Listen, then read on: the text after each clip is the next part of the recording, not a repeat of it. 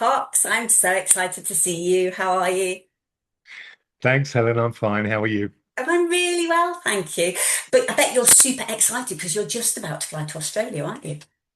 That's right. It's packing day today. Not my favorite thing to do, but it'll be done soon enough. Have you got your sun cream? Got your cap?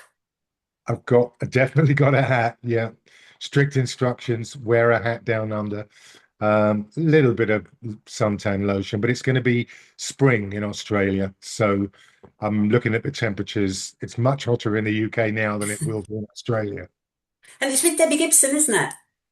Yeah, Debbie Gibson is special guest on the tour by invitation of the promoter, really. It was the promoter's idea to bring Debbie along. I've not met Debbie before, but she's been very gracious on social media, and I've obviously had a little look at what she's been doing since she instigated the record for the youngest ever female artist to have a self-produced number one in America. Wow. That record still stands. It's amazing.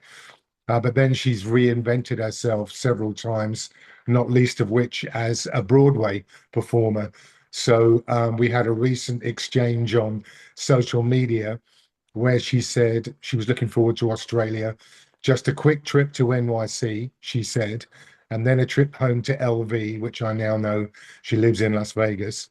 But then I saw on Instagram what she was doing in NYC, which was she was attending a reunion of performers that have been in Les Mis on Broadway over the Wow. years at Radio City Music Hall with the couture gown and the whole thing, which she played very on the down low when she was telling me a quick trip to New York. So yeah, she's an incredible artist. And she's got a massive social media following, so hopefully it'll Yeah, be, she says for her it's a full-time job. yeah. So I see her posts a dozen times a day. And you already know I just don't operate at that speed or really with that desire for public profile, even though I know it might hurt me.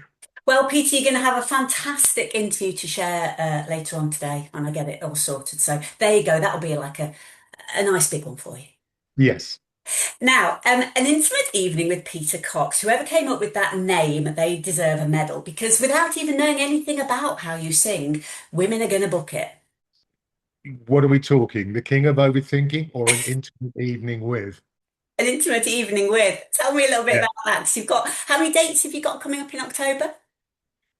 Getting on for 30 in October, and we're talking about the possibility of another 35, 40 dates in the spring of 28, Wow, depending it's on how going long that well. Yeah. well, it's yeah, I mean, without going into too much maudlin detail, there were a couple of very distressing moving goalposts right around the time of the first five dates that I did.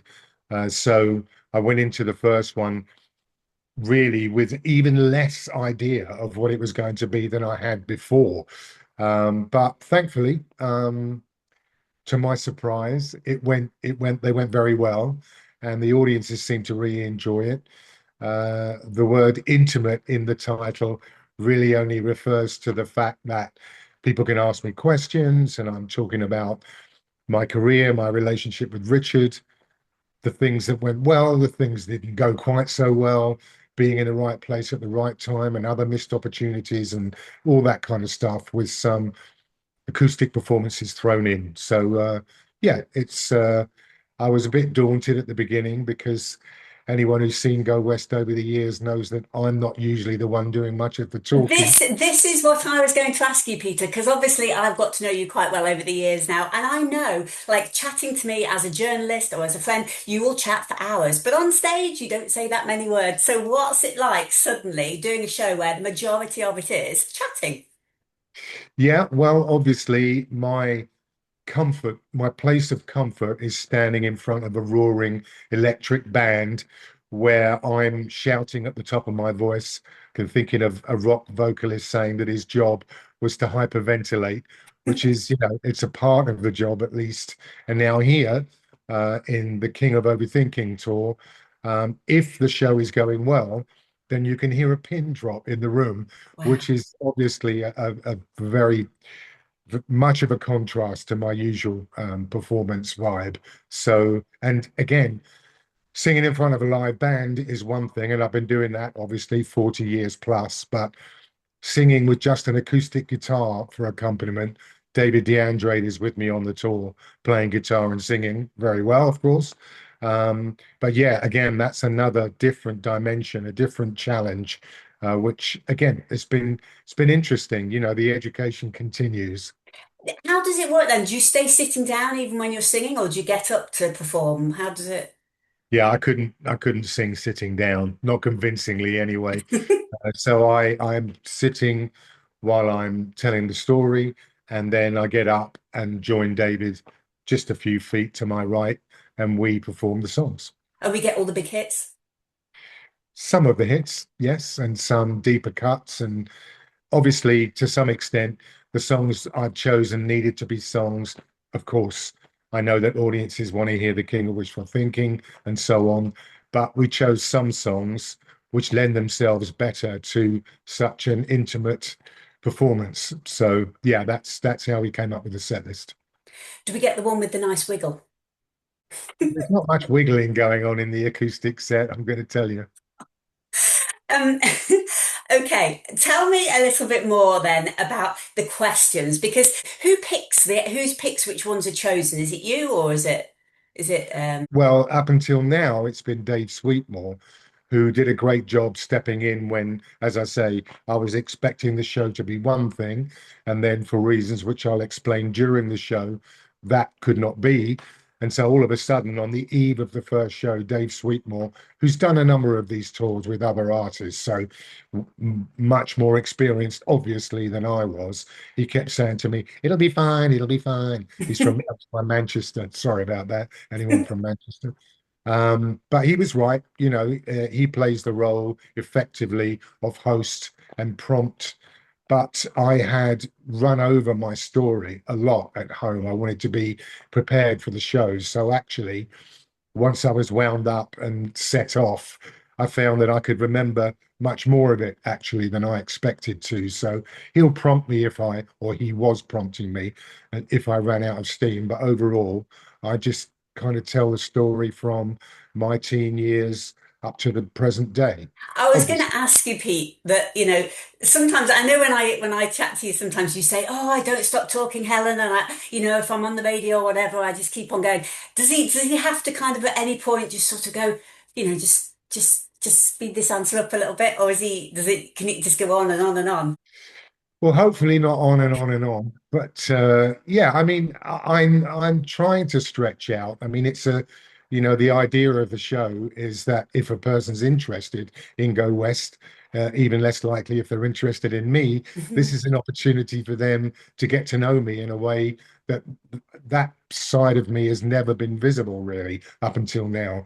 So being able to be honest about how I see myself and what my ambitions were, or lack of ambition, frankly, in 1980, 81, 82, when we first got signed.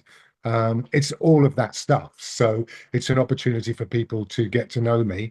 And on that basis, I'm hoping that I'm aware enough that if I'm blathering on, much like I am now, I'll stop and we'll move on to the next topic. Is it right that the public can write some questions? Is that right? Have I got that bit right? It is Yeah, absolutely. But I had a plan. Well, all of my plans went out the window at the beginning of these dates. But my plan was to ask interested parties to put their questions in the hat before the show began. yeah, And then there's a brief intermission, at which point I was planning to look yeah. through the questions and choose them myself. Well, Dave Sweetmore said, no, no, no, we're not doing it like that. Oh So no.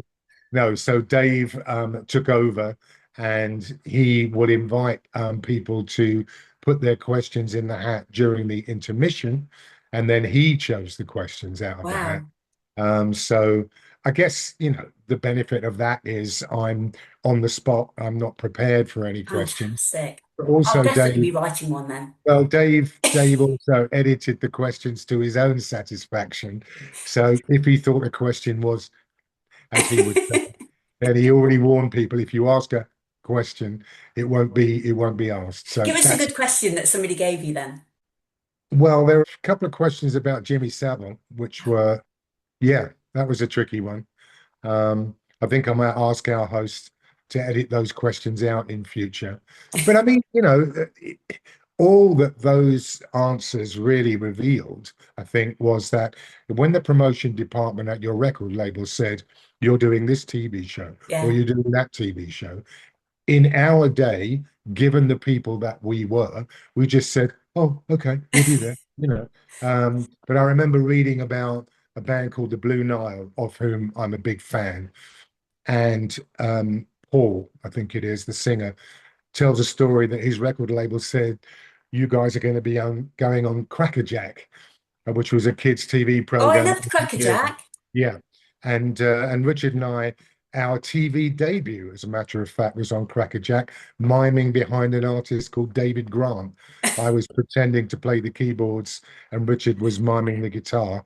And the idea at that time was to give us some experience of what it was like to be in a TV studio without the pressure being on us. But Paul Buchanan from the Blue Nile, when his record label said, "You're going to be going on Crackerjack to promote your song," he said, "Are you insane?"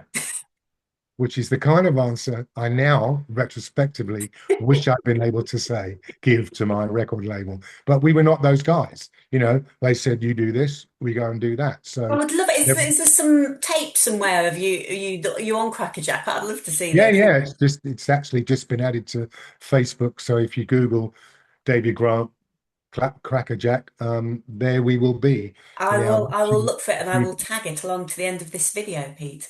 That would be that would be very good. hilarious. Now, before I ask my usual silly questions that I always manage to squeeze in, tell us why we should come and see you then. You've already sold it to me anyway, but just, tell us why should we come and see this intimate evening with Peter Cox?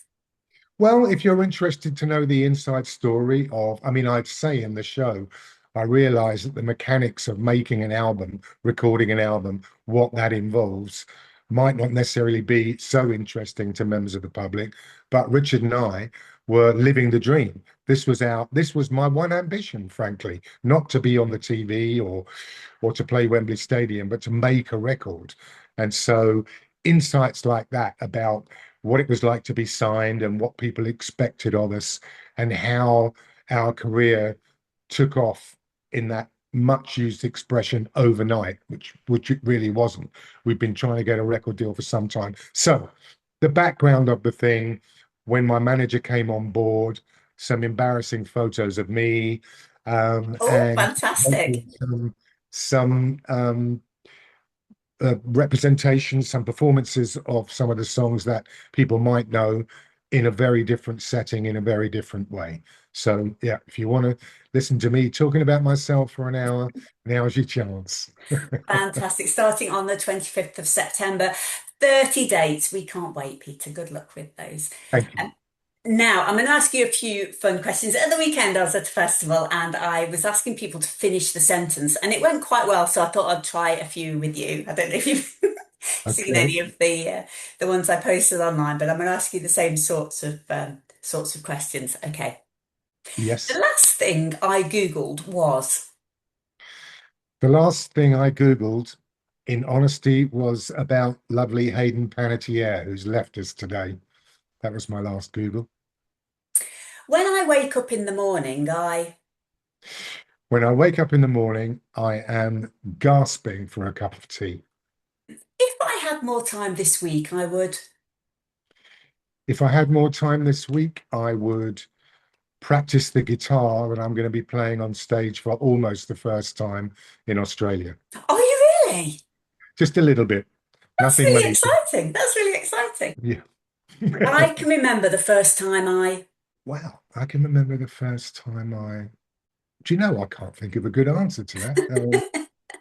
Roy from Scouting for Girls said, had a jam donut. Yeah, well, you see, that's why my book's called The King of Overthinking. Love it. Speaking of which, he said that his favourite song, one of his favourite songs of all time, that's the top of his Spotify list, and he showed me, is The King of Wishful Thinking. So there you go.